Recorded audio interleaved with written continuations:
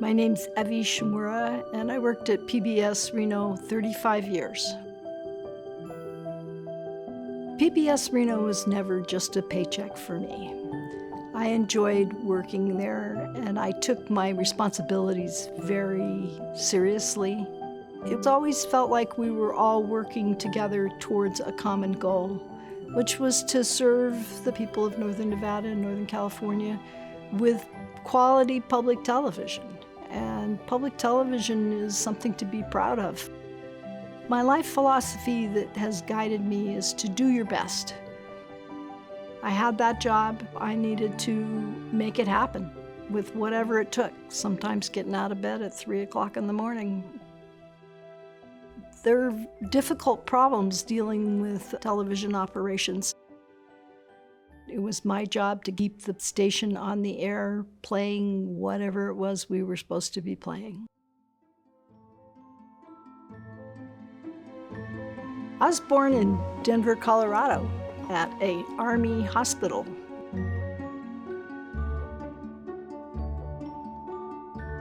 My dad was in the military my whole time growing up. He was an Air Force pilot.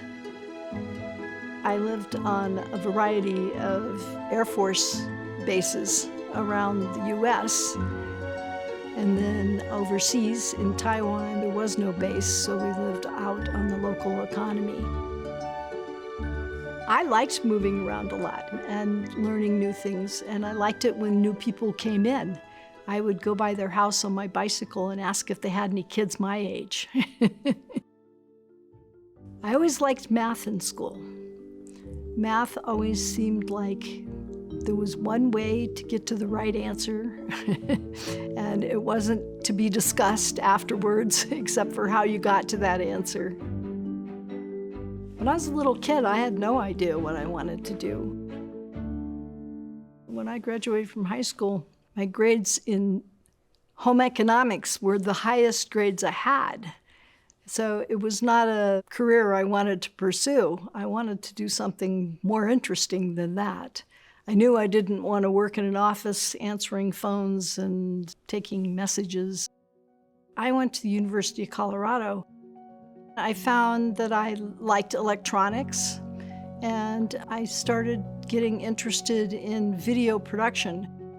After a year there, I went off to do other things. And later on, I went to Western Washington University, where they had a program that focused on visual communications. And that's where I got my undergraduate degree.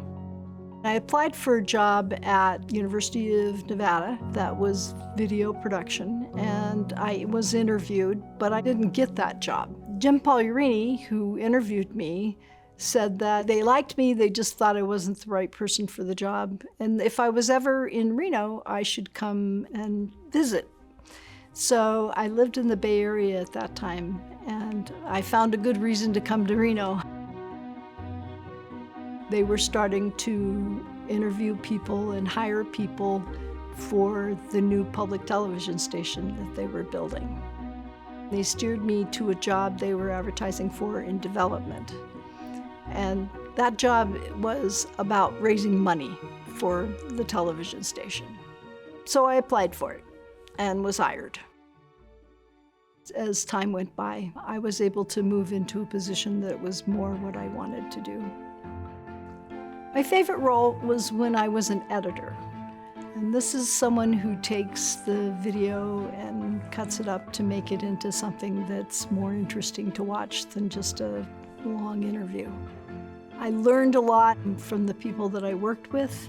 It was time for me to move out of that position when I moved up to operations, but I enjoyed that part of it. It was very creative. I'm a person who likes to try new things. We were growing and building and changing, and we needed to have a staff that could evolve with that.